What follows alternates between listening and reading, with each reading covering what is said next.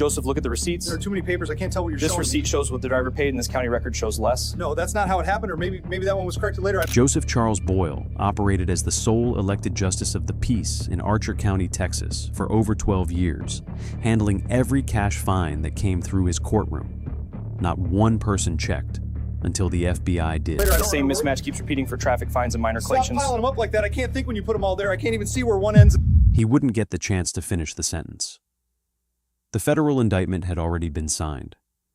The receipts were already in a file box at the FBI's Dallas field office. 2 stacks.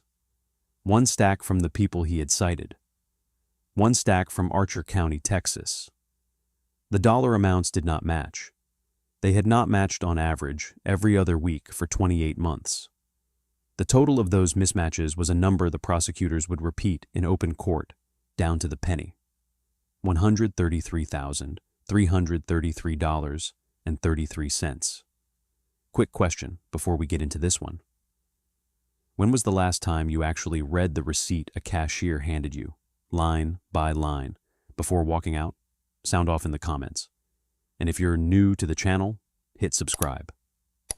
We covered the public officials who counted on you not reading it. Joseph Charles Boyle was born in 1951 in a small North Texas town not far from the Red River. His father drove a fuel truck for a regional supplier. His mother kept books for a feed store. The family rented a small frame house on the edge of town with a screened porch that sagged on one side and a window unit that ran constantly from May through September.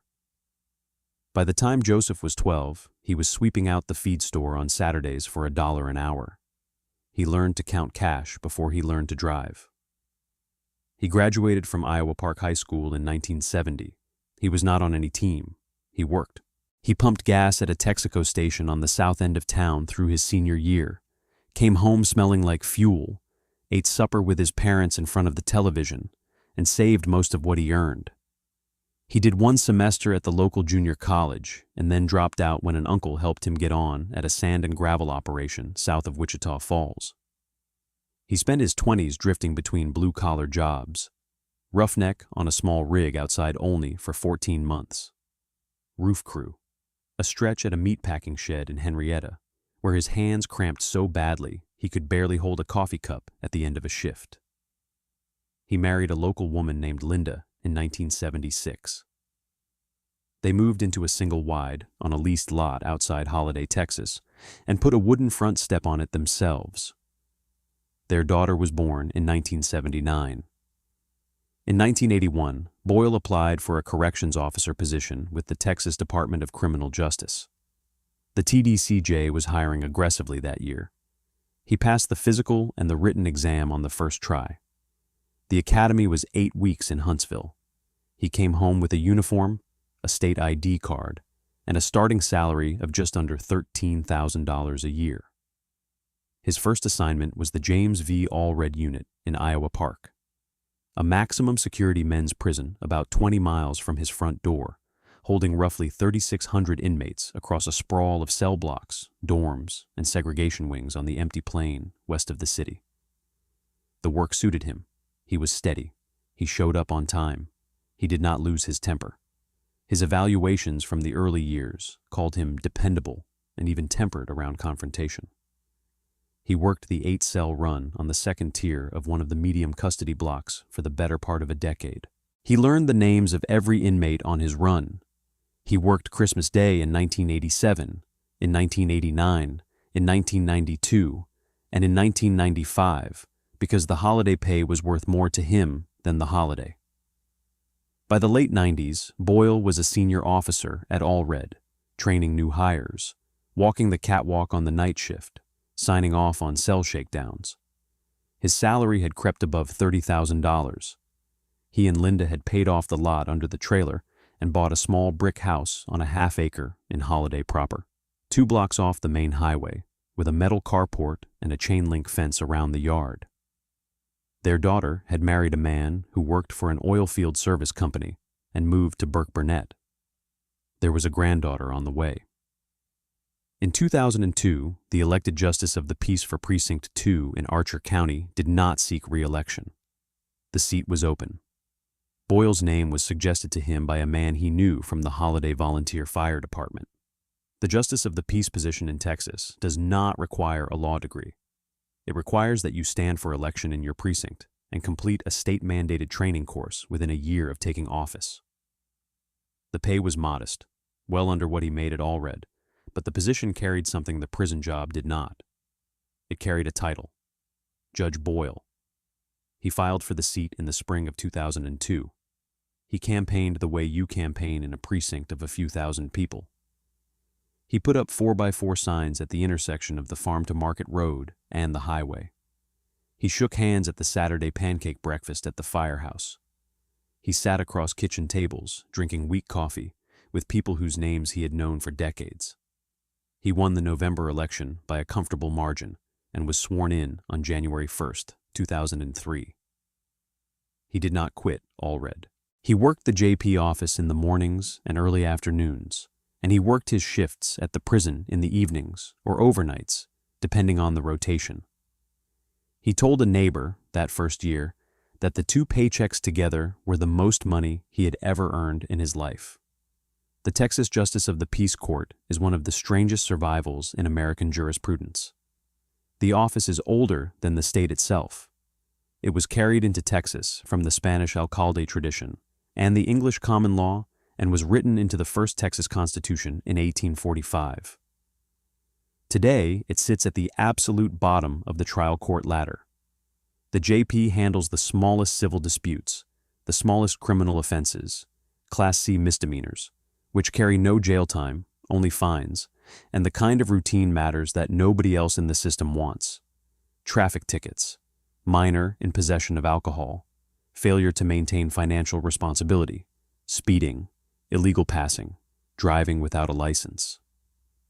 In Archer County, Precinct 2, the JP held court out of a low brick building on the main road through Holliday.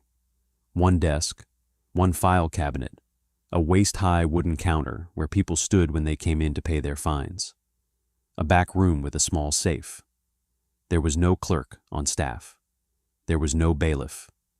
The Justice of the Peace was the judge, the clerk, the cashier, and the bookkeeper. He set the fine, he took the payment, he wrote the receipt, and he reported the receipt to the county. The Class C misdemeanor system runs on cash. Most of the people who walk into a JP office to pay a speeding ticket do not write a check. They count out 20s from a wallet. They hand over a folded stack of bills. The JP gives them a receipt, a small paper carbon, the original to the defendant, the duplicate to the office file, and the defendant walks back to a pickup truck in the gravel lot and drives away. The transaction takes 4 minutes. The funds belong to Archer County. The JP's role is custodial. He holds the cash, he records the receipt, and he turns the cash over to the county auditor on a periodic schedule. The county uses those funds for general operations, road maintenance, the sheriff's department, the very judicial system that produced the citations. The integrity of every dollar in that ledger depends on a single thing. The amount on the receipt the JP gives the defendant has to match the amount on the record the JP sends to the county. There is no second person in the room when the cash changes hands.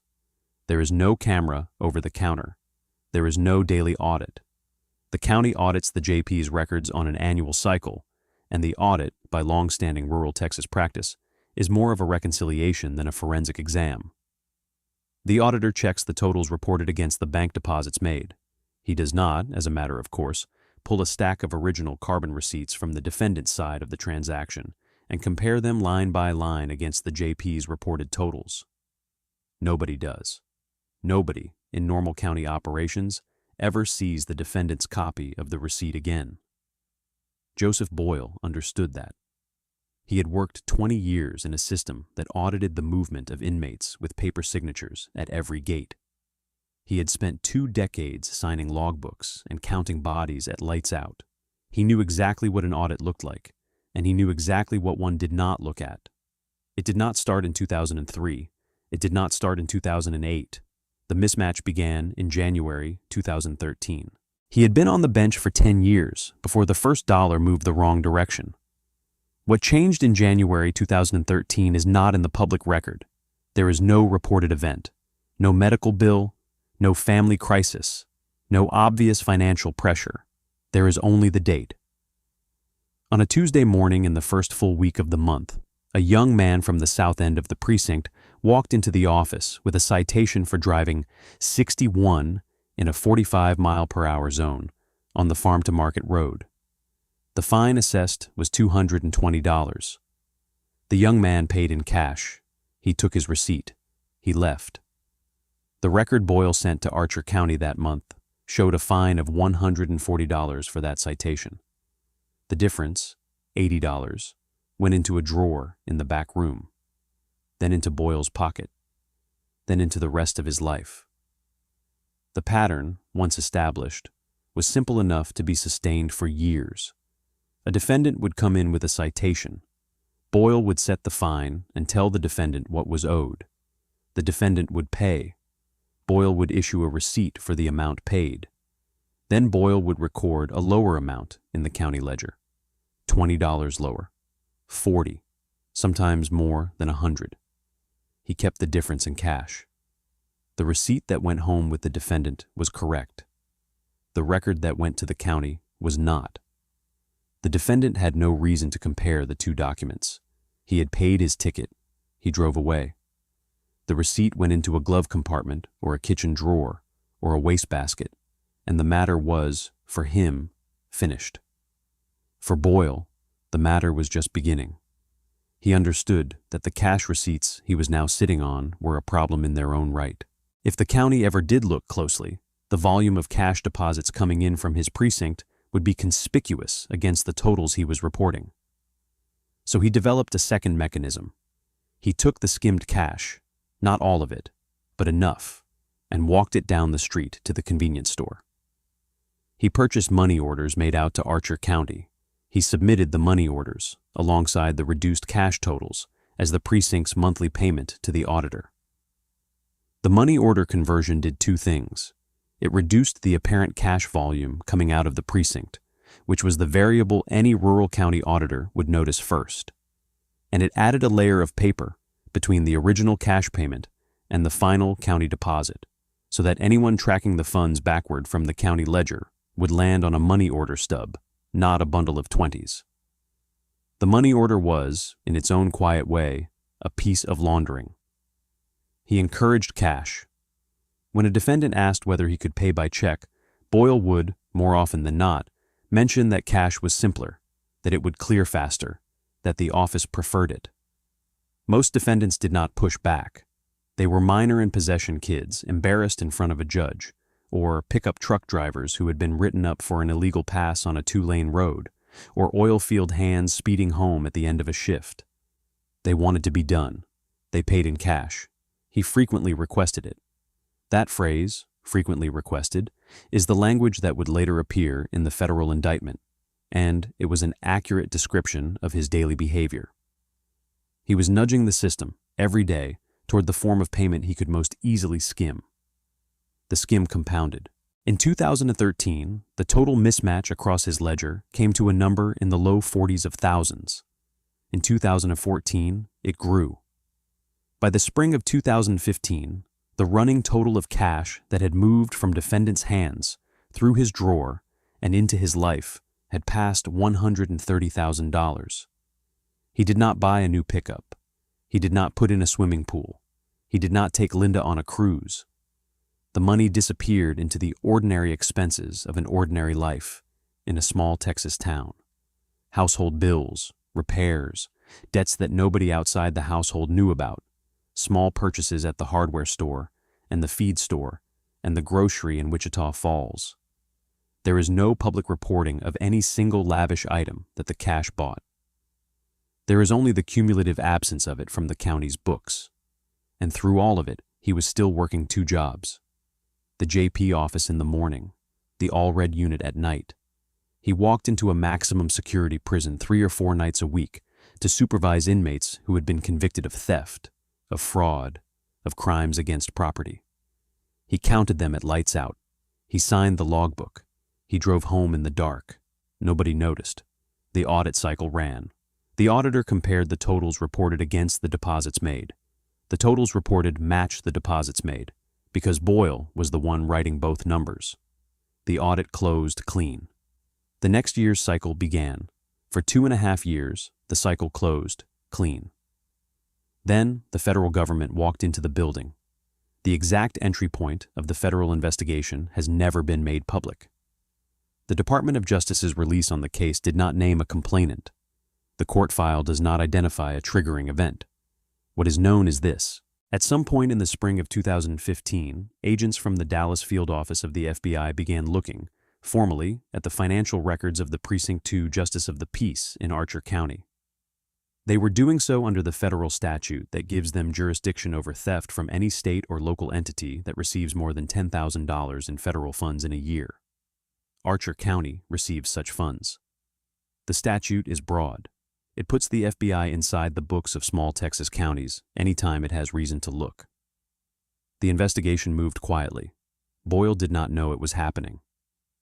Through May, June, and July of 2015, he continued to operate the office the way he had been operating it. Defendants came in. He set fines. He took cash. He wrote receipts. He bought money orders at the convenience store down the road. He submitted reduced totals to the county. Then, in late August, something shifted in his behavior. He was 63 years old. He had been working 2 full-time jobs, Justice of the Peace and Corrections Officer at Allred, for 12 years. On August 31, 2015, he filed his retirement paperwork with the Texas Department of Criminal Justice. He had 34 years of state service. He was eligible for a full pension. He worked his last shift at the prison, turned in his uniform, signed out at the gate, and went home. It is impossible, from the outside, to know whether the retirement was unrelated to what the FBI was already doing, or whether some signal had reached him. A subpoena served on a bank, a quiet phone call from someone at the county courthouse that made him want to consolidate his life into a smaller shape. What is known is that he kept the JP office. He continued to take cash payments. He continued to issue receipts. He continued to file reduced totals with the county. The pattern did not break. Through September and into October, the federal investigators worked in the background. They pulled the defendant side copies of the receipts. They obtained them through subpoenas served on Boyle's office, through requests to defendants who had retained their copies in glove compartments and kitchen drawers, through the records of the convenience store that had sold him the money orders, and through the bank records of the county. They built 2 parallel ledgers. One ledger was what had actually been paid. The other ledger was what had been reported to Archer County. They put the ledgers next to each other and ran a column down the right side showing the difference, line by line, citation by citation, week by week. The difference column added up to $133,333.33. The agents called Boyle. They did not knock on his door. They invited him to come down to a meeting in Wichita Falls. He came. We are heading into the federal interview and the courtroom next. If you have made it this far, you already know this channel is different. Subscribe. The sentence in this one tells you exactly how seriously the federal system takes a corrupt judge, even at the smallest level of the bench. By the time Boyle sat down across from FBI agents in the fall of 2015, the case against him was effectively closed. The receipts were the case. The receipts were always going to be the case. The smoking gun in a Justice of the Peace embezzlement is structurally different from the smoking gun in most theft prosecutions. There is no surveillance footage. There is no wire transfer with a destination account. There is no co-conspirator wearing a recording device.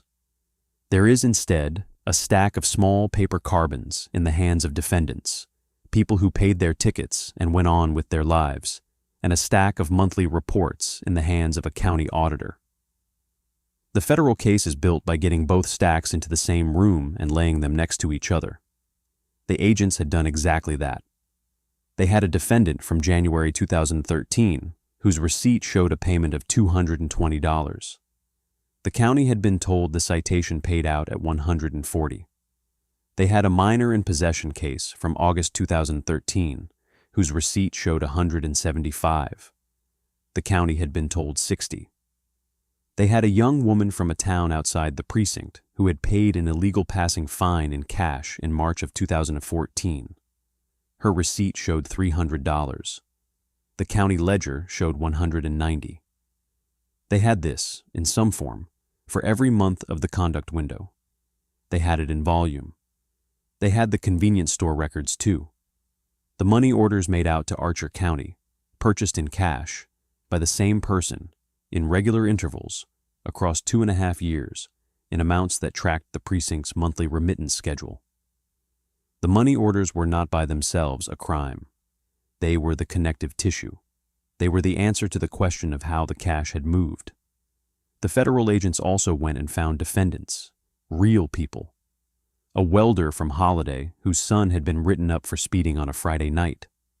A widow whose grandson had been cited for minor in possession of alcohol behind the high school. A man who drove a delivery truck for a beverage distributor in Wichita Falls and who had been pulled over twice in 18 months for the same illegal passing infraction on Highway 79. Each of them had paid in cash. Each of them had a small yellow carbon receipt. Each of those receipts showed a dollar amount that did not match what Joseph Boyle had told Archer County he had collected. The welder said he kept the receipt because his wife made him keep every receipt for everything. The widow said she kept it in a coffee tin in the kitchen. The delivery driver said he had filed it in his glove compartment and forgotten about it. Together, in aggregate, those receipts were the entire case. The defendant's copy and the county's record, 2 pieces of paper, 1 number on each. The difference between them, multiplied by hundreds of transactions, multiplied by 28 months. When the agents first sat down with Boyle, they did not show him the receipts. They asked him about the office. How long had he been the JP? How did the office handle cash payments? What was his procedure for issuing receipts? What was his procedure for monthly remittance to the county? Did he ever convert cash receipts to money orders before submission? Did he have any personal financial pressures over the conduct window? He answered, more or less, in the language of someone describing a routine he had run for 12 years. He was, by accounts of people who knew him, not naturally a liar. He was a steady man. He had spent his career inside a system that prized straightforward statements. The cracks in his account showed early. The agents went back. They worked the file for another several weeks. By the end of October, the grand jury in the Northern District of Texas was looking at the indictment. The single federal count, theft concerning programs receiving federal funds, in violation of 18 U.S.C. Paragraph 666, carried a statutory maximum of 10 years. The dollar amount, the duration of the conduct, and the position of trust were all factors that the U.S. sentencing guidelines would push toward the high end of the recommended range. The confrontation in this case was not a parking lot arrest. It was not handcuffs in front of the courthouse. It was a quiet conference room in Wichita Falls in the first week of November 2015, where Boyle sat across from 2 federal agents and was told, finally, what they had. They showed him the ledgers. They turned the pages slowly. They walked him, line by line, through the January 2013 entries, then the February, then the March. They put a defendant's receipt on the table next to the county's record for the same citation. They let him look at the 2 numbers. They let him look at the difference. They did this for about 40 minutes. He did not deny it. "How long have you been looking at this?" he asked at one point. "Long enough," one of the agents said. "I figured somebody would, eventually." "How long has it been going on, Judge?" "Since the start of 2013. "Why?" He did not answer that one. He looked at the ledger.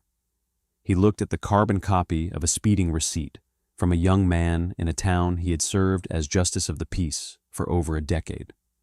He shook his head slowly. "I want to talk to a lawyer," he said. The interview ended. He was not arrested that day. The agents told him that the indictment was coming and that his attorney could expect to hear from the U.S. Attorney's Office for the Northern District. He drove home in his pickup. He told Linda that he was going to resign the JP position. On November 9, 2015, he submitted his letter of resignation to Archer County. It was one paragraph long. It did not explain. It did not apologize. It said only that he was resigning, effective immediately, and that he thanked the citizens of Precinct 2 for their support over 12 years on the bench. The next morning, November 10, 2015, he stood in front of U.S. District Judge Reed C. O'Connor in Wichita Falls and pleaded guilty to one count of theft concerning programs receiving federal funds. The sentencing was set for April 11, 2016, 5 months out. During that time, Boyle remained out on his own recognizance. He stayed in the small brick house on the half-acre in Holliday. He stopped going to the firehouse. He stopped going to the breakfast on Saturday mornings. He drove to Wichita Falls once or twice a week for meetings with his attorney and for the pre-sentence interview with the U.S. Probation Office. The pre-sentence report calculated his guidelines range. The base offense level for theft is 6. The amount of the loss, between $40,000 and $150,000, added 8 levels. Abuse of a position of public trust added 2 more. His acceptance of responsibility, by way of the early guilty plea, subtracted 3. The final offense level placed him in a sentencing range that topped out at 24 months in federal prison. The U.S. Attorney for the Northern District of Texas at the time was John Parker. The case was prosecuted by an assistant U.S. attorney out of the Wichita Falls office. The position of the government in the sentencing memorandum was simple. The defendant had occupied an elected position of public trust for 12 years. He had used that position to systematically steal from the county he had been elected to serve. The conduct was not impulsive. It was repeated, calculated, and disguised through a deliberate money order mechanism designed to evade detection. The government asked for the top of the guidelines range. Boyle's attorney filed a memorandum asking for leniency. He argued that the defendant had served his community for over 3 decades as a correctional officer, that he had no prior criminal history, that he was 64 years old, that he had voluntarily resigned, and that he was prepared to pay full restitution. He asked for a downward variance to a sentence in the 12 to 15-month range. On the morning of April 11, 2016, the Wichita Falls Federal Courthouse was nearly empty. The hearing took less than an hour. The government summarized its position. The defense summarized its. Boyle stood and made a brief statement of his own. He apologized to the county. He apologized to the citizens of Precinct 2. He said he could not explain why he had done it. He said he was prepared for whatever the court decided. Judge Reed O'Connor was direct. "You held an elected office," the judge said, addressing Boyle from the bench. "You held it for 12 years. The citizens of Archer County put you there. Every dollar that came across that counter belonged to them. You knew that. You knew it on the first day of 2013 when this conduct began, and you knew it every day for the 28 months that followed. This was not a mistake. It was a method. The receipt and record mechanism you operated required, at every transaction, a deliberate choice to write down a number that you knew to be false. You made that choice, hundreds of times. The position of trust you occupied is what made the theft possible, and it is what makes the sentence in this case necessarily severe." He sentenced Boyle to 24 months in federal prison, the top of the guidelines. He ordered full restitution in the amount of $133,333.33. He ordered 3 years of supervised release to follow the prison term. He remanded Boyle to the custody of the United States Marshals Service immediately. Boyle was led out of the courtroom. He was 64 years old. He had spent 34 years inside the Texas Department of Criminal Justice as a correctional officer at the Allred Unit. He was now an inmate in a different system, designated to a low-security federal facility. He served the bulk of his sentence quietly. He was released in 2018 and returned to Archer County. The restitution payments came out of his pension in monthly increments for the rest of his life. The justice of the peace seat for Precinct 2 was filled, after his resignation, by appointment and then by a regular election. The brick office on the main road through Holliday still sees defendants come in to pay their fines. A clerk handles the counter now. A camera watches the transaction. The audit cycle was tightened. The receipts on the defendant's side are now retained, in duplicate, by the county. The 13-cent precision of the restitution figure, $133,333.33, became a small artifact of the case. It was, the prosecutor noted at sentencing, the exact sum of the receipt to record mismatches across 28 months on the bench. Every penny accounted for. Every penny owed. This case was quiet. The one on your screen right now is the loudest courthouse betrayal we have ever covered. Click it.